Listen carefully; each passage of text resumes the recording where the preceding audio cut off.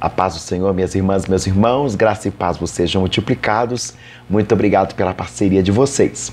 Vamos para a lição número 12. O semestre já está encerrando. Daqui a pouco eu vou postar no nosso canal o resumo, o fechamento do trimestre 1º de 2019. Vamos para a lição número 12. Verdade prática. O que está dizendo essa lição? A vigilância na fé cristã significa permanecer acordado quando a vinda de Jesus Cristo, atento no zelo de não se afastar de Jesus e perseverar na cautela contra os falsos profetas. Será que o pano vai pegar fogo aqui? É isso que a gente está aguardando. Vamos embora lá? Lição número 12, Escola Bíblica Dominical, Batalha Espiritual, 1º trimestre de 2019, vivendo em constante vigilância. Bíblia na mão, Palavra de Deus no coração, pega sua revista, sua caneta, suas anotações, porque vamos para mais um vídeo. Atenta às novidades que vem por aí. Obrigado.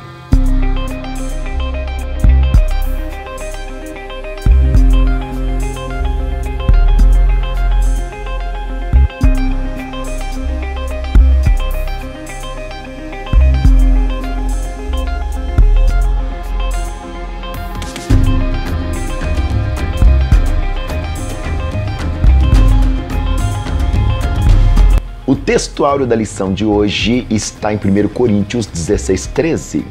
Vigiai, estai firmes na fé, portai-vos veronemente e fortalecei-vos. Aí o autor coloca para nós uma série de leituras que vai de segunda a sábado, e a leitura bíblica em classe é um texto pequeno que está em Mateus 26:36 ao 41, que trabalha a seguinte perspectiva. Então chegou Jesus com eles a um lugar chamado Getsêmane e disse aos seus discípulos: assentai-vos aqui, enquanto eu vou ali para orar. E levando consigo Pedro e seus 2 filhos de Zebedeu, começou a entristecer-se e a angustiar-se muito. Então lhes disse: a minha alma está cheia de tristeza até a morte. Ficai aqui e vigiai comigo. E indo um pouco adiante, prostrou-se sobre o seu rosto, orando, dizendo: Pai, meu Pai, se é possível, passa de mim esse cálice. Todavia, não seja como eu quero, mas como tu queres. E voltando para os seus discípulos, achou-os adormecidos e disse a Pedro: então nem uma hora pudestes vigiar comigo? Vigiai e orai para que não entreis em tentação. Na verdade, o espírito está pronto, mas a carne é fraca. O objetivo dessa lição é ressaltar a importância da vigilância para a vida cristã, pois a segunda vinda do Senhor está próxima.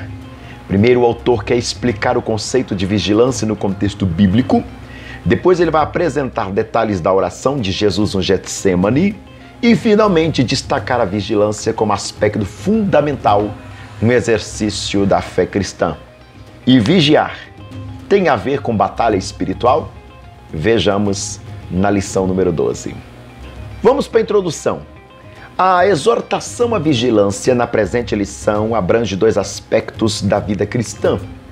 O primeiro diz respeito à palavra de Jesus em agonia no Getsêmane, a noite em que ele foi preso. O outro aspecto refere-se ao contexto escatológico no sermão profético registrado nos evangelhos sinóticos.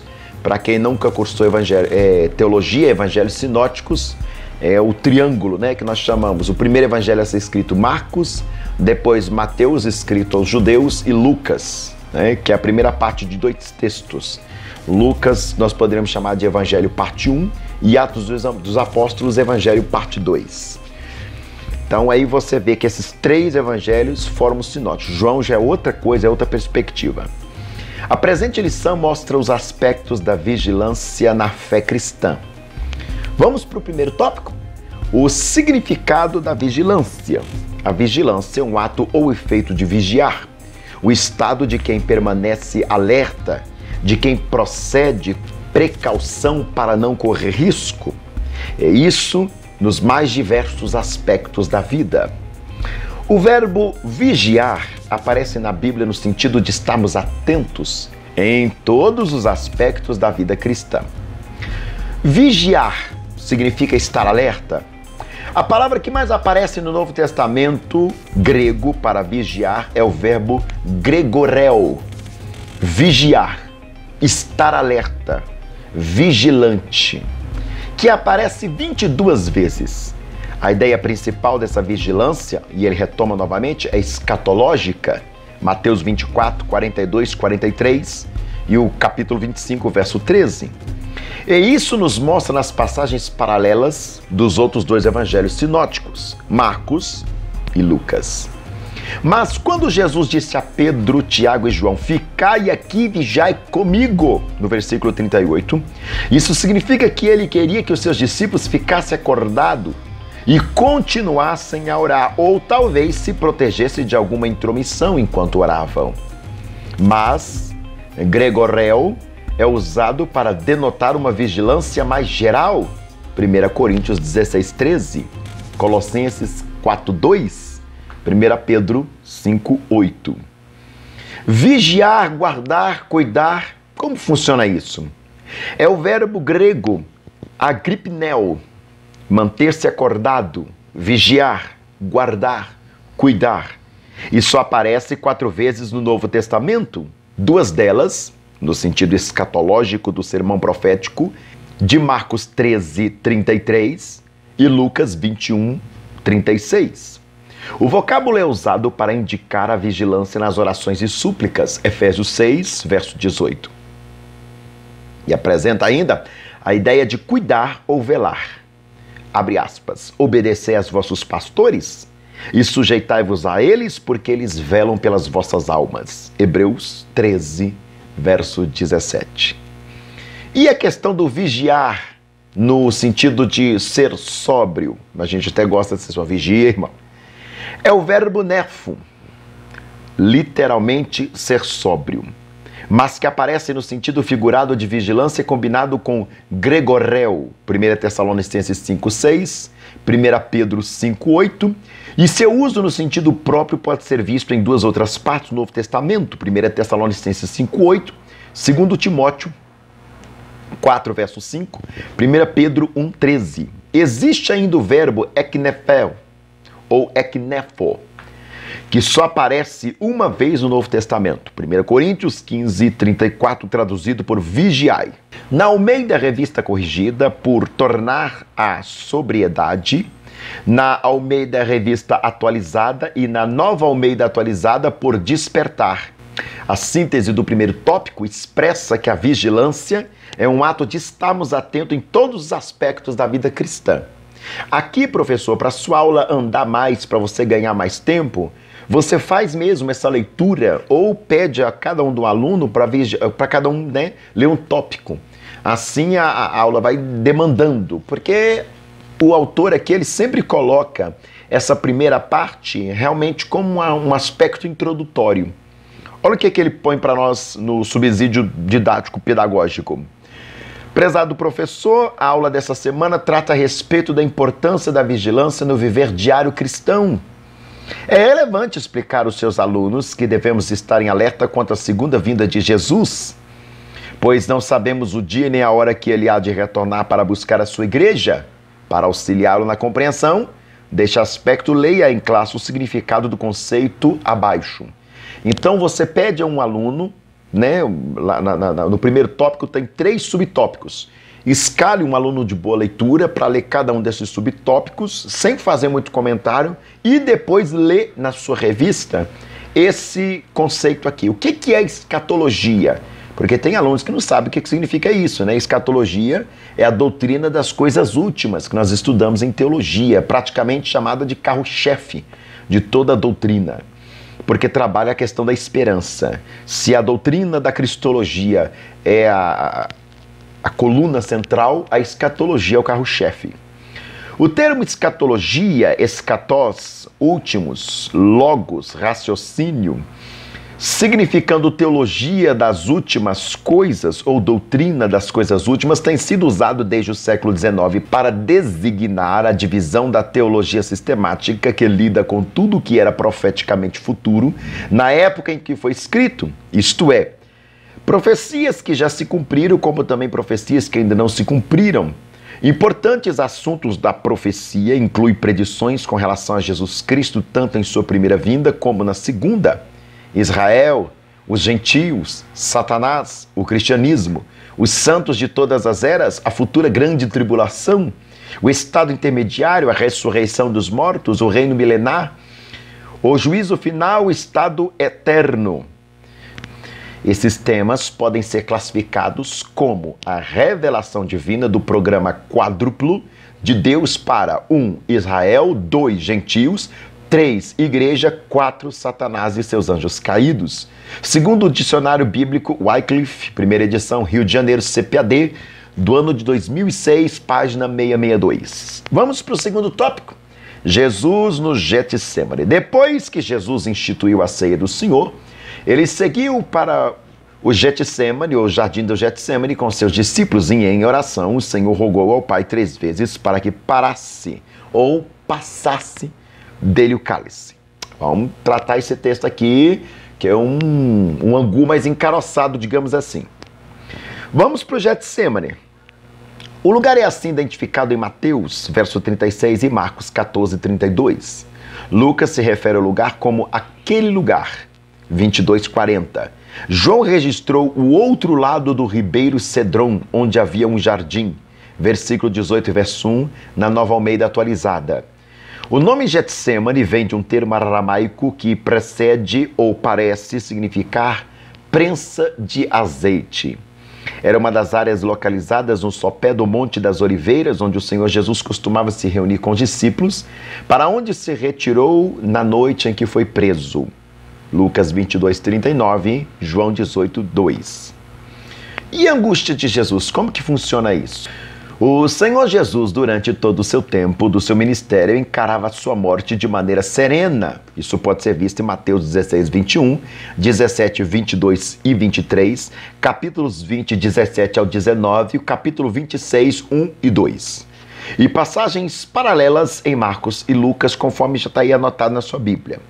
Alguns estudiosos do Novo Testamento se perguntaram por que só agora começou a entristecer-se e a angustiar-se muito, conforme o versículo 37 que nós lemos, ao ponto de dizer: a minha alma está cheia de tristeza até a morte.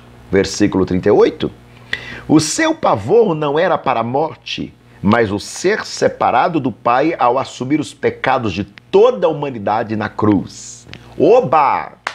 Tocou num contexto bem teológico, bem doutrinário aqui, sem baboseira, sem emocionalismo latino-americano. Vamos lá, vamos ver se ele continua.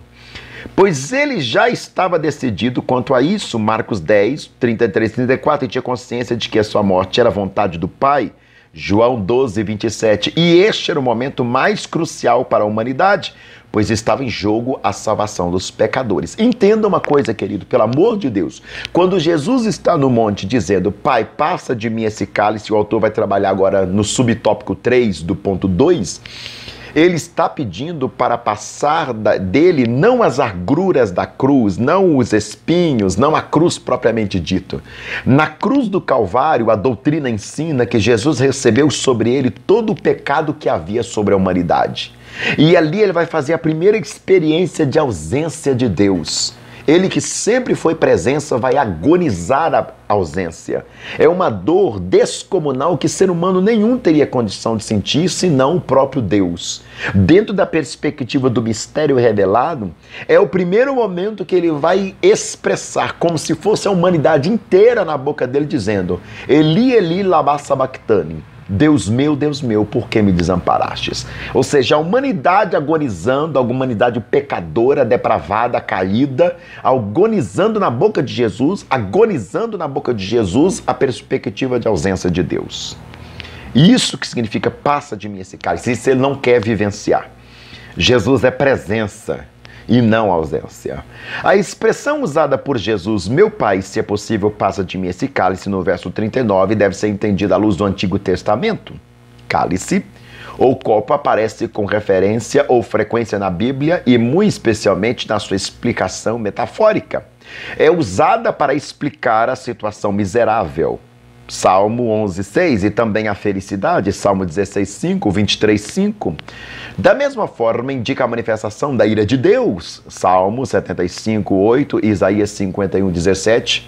Essa linguagem aparece no Novo Testamento, em Apocalipse 14:10, 1 Coríntios 10:16. O Senhor Jesus se referia ao cálice da ira de Deus, como castigo da separação do Pai no momento da cruz. Está vendo, irmãos? Ele não quer receber isso. Enquanto ele está entendido que ele vai passar pela cruz, que ele vai passar pelas agruras da cruz, ele não quer vivenciar essa maldição que a humanidade carrega a partir do vitupério do pecado, a partir da vergonha, da miséria do pecado. Vê se você percebe. Quando ele está passa de mim esse cálice, ele está dizendo, eu não quero vivenciar a sua ausência, eu não quero vivenciar nos meus ombros toda a pecaminosidade da humanidade para vivenciar a sua ausência como consequência. Isso é uma coisa muito tremenda aqui do mistério. Essa linguagem aparece no Novo Testamento, como nós afirmamos, e o Senhor Jesus se referia ao cálice da ira de Deus como castigo da separação do Pai no momento da cruz. Mateus 27:42 e Marcos 15:34. Estava chegando a hora de ser submerso na maldição por nós pecadores. Gálatas 3:13. Ou seja, através daquela maldição, nós fomos benditos. É tremendo isso aqui.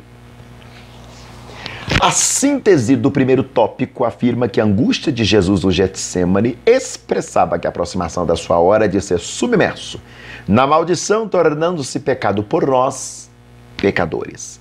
Ou seja, é como se na cruz do Calvário, nós culpados e Jesus responsabilizando-se por nós, humanidade.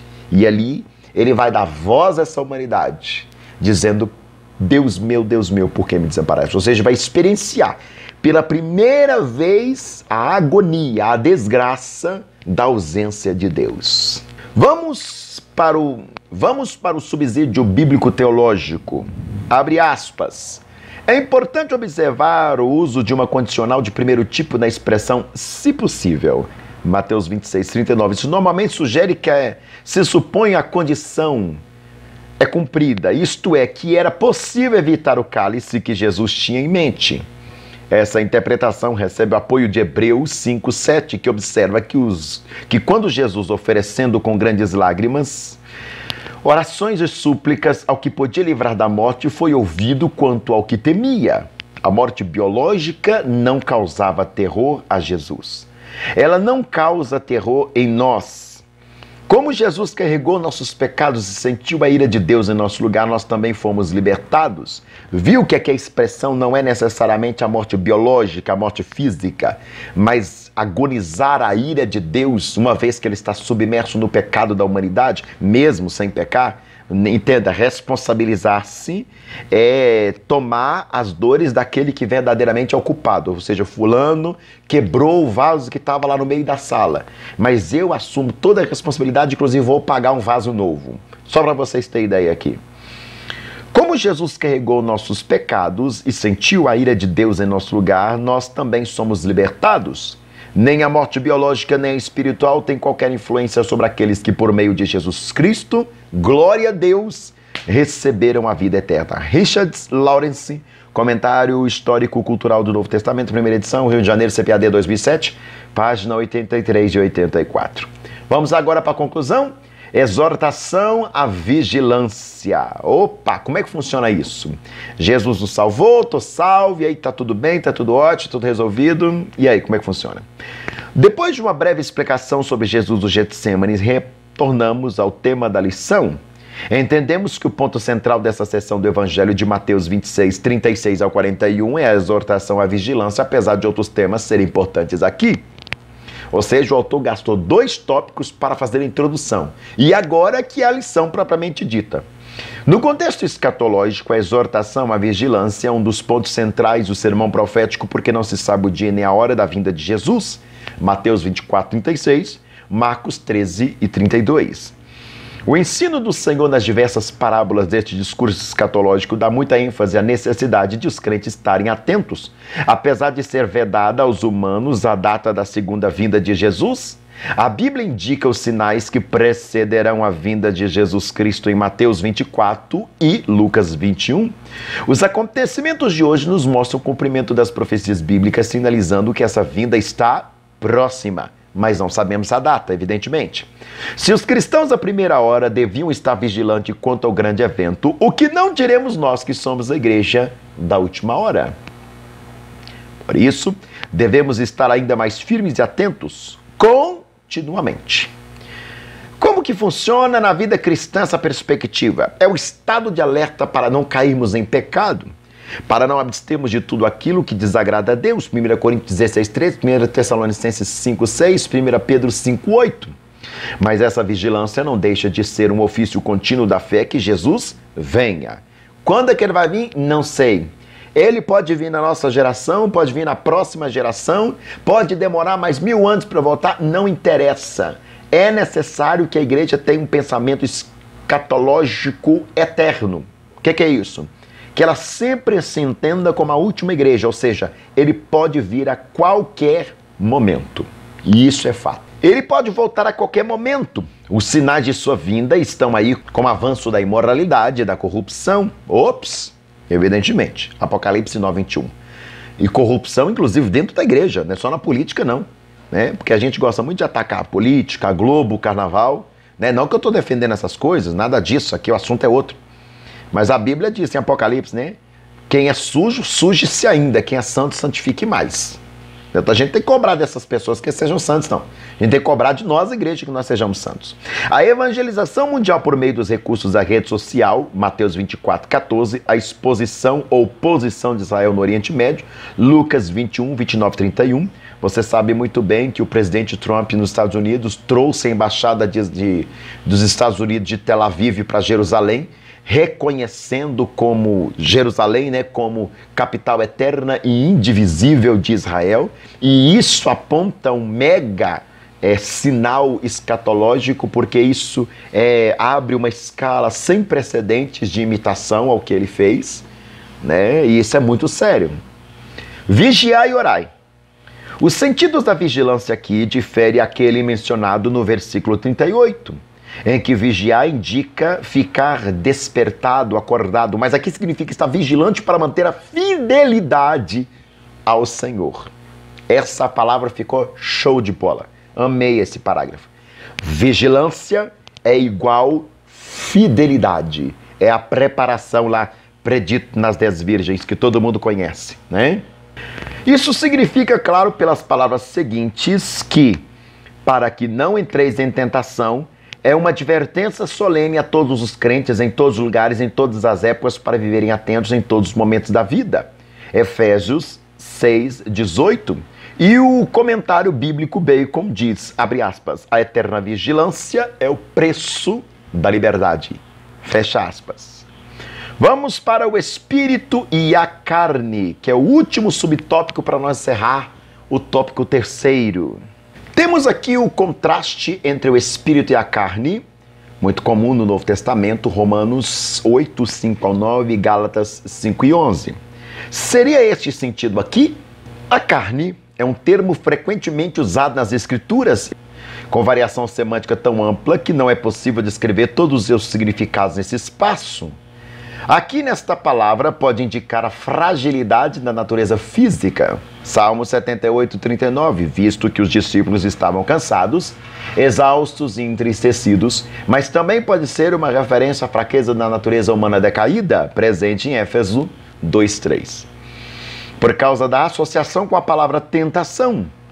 A expressão pode indicar as coisas simultâneas ou qualquer uma dessas interpretações. Sinteticamente, o tópico terceiro diz que os acontecimentos dos últimos dias nos mostram o cumprimento das profecias bíblicas, razão pela qual devemos estar vigilantes, pois a vinda do Senhor está próxima.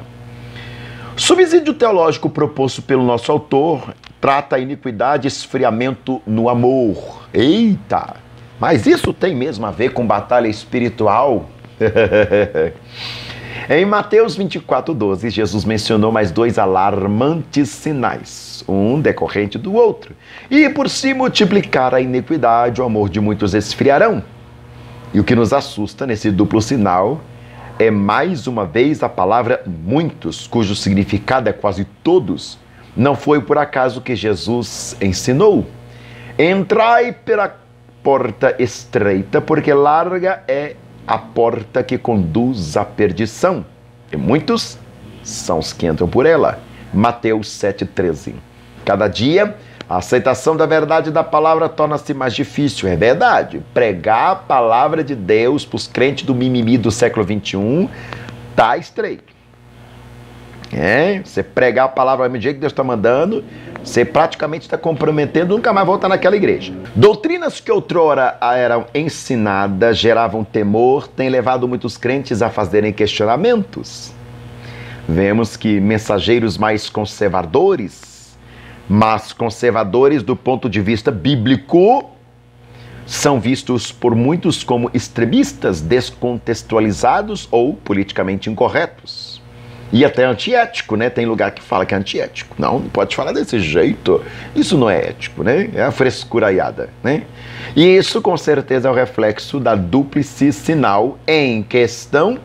O amor ao mundo nos faz perder o amor de Deus, Tiago 4,4, 1 João 2,15 ao 17. E muitos líderes, à semelhança de Demas, 2 Timóteo 4,10, perderão a visão espiritual nos últimos dias. Como já dizia saudoso pastor Anselmo, tem que começar pelo altar. Presidente das Assembleias de Deus aqui em Minas Gerais. Os cultos que deviam ter como objetivo o louvor a Deus e a exposição da palavra, 1 Coríntios 14, 27, se transformaram, como já vem ocorrendo, em programas de auditório, show com muito entretenimento e pouco ou nenhum quebrantamento de espírito na presença do Senhor. Esse sinal indica que nos últimos dias o mundo se tornará tão religioso e a igreja, quer dizer, uma boa parte dela, tão mundana que não saberá onde começa um e termina o outro. A gente já está nesse negócio. E isso aí já chegou. Sabendo que tudo isso aconteceria, Jesus alertou: vigiai, pois a todo tempo orando, para que possais escapar. Lucas 21, 36. E como escapar? O caminho é dar ouvido à palavra de Deus e se arrepender a fim de que o nosso amor não se esfrie. Ziborde, Teologia Sistemática Pentecostal, primeira edição, Rio de Janeiro, CPAD 2008, página 493, 494. Vamos ver a conclusão. Até agora eu não vi ainda a questão da batalha espiritual, a não ser no aspecto realmente de vigiar. Mas, vamos ver. É interessante a lição, mas não dentro do contexto. Parece que deu uma certa perdida aí, não sei se vocês compreenderam como isso. Eu não quero ficar aqui só criticando, né? Os irmãos ficam chateadinhos, para de ver os vídeos da gente, dá até dislike. Mas a gente precisa ser objetivo, o que está acontecendo? O enfoque do relato de Getsemane é a vigilância e por essa razão não entramos em outros pontos do texto. Ele começou a explicar. Finalizamos dizendo que na tentação no deserto, o Senhor Jesus recusou o domínio deste mundo sem o Pai, mas aqui ele aceita sofrer e morrer por nós com Deus. A experiência de Jesus e dos seus discípulos no jardim nos ensina que cada cristão tem o seu Getsemane e cada um de nós deve se submeter à vontade do Pai. E aqui eu encerro dizendo que a batalha espiritual, no que eu entendi, proposta pelo autor, entra numa perspectiva espiritual existencial interna a partir do momento que eu proponho a pelejar contra as minhas vontades, indo em direção à vontade de Deus. Aí eu consigo entender batalha espiritual. Fica com Deus. Põe aqui embaixo do vídeo suas informações, seus acréscimos. Eu amo ler essas partilhas, me acrescenta demais, me enriquece muito, né? Eu tenho a alegria de ter muitas professoras e muitos professores aqui me auxiliando, fico muito grato. Deus em Cristo vos acompanhe, inscreve no canal. Para quem é dos jovens, vou fazer o fechamento do trimestre da Revista dos Jovens. Fica atento que essa semana ainda vou colocar, tá bom? Com Deus, minhas professoras e meus professores. Beijo no coração de vocês. Esquece de mim na oração não, viu? Para quem está acompanhando o Evangelho do Dia, inscreve no canal para assistir lá o Evangelho do Dia, colocar lá no Evangelho todo dia o nome de um parente uma causa que você quer que a gente busque a Deus em oração. Porque quem ora é porque crê que Deus recebe. Eu ainda acredito que a oração é o maior documento de fé que a igreja pode declarar. Fique em Jesus Cristo.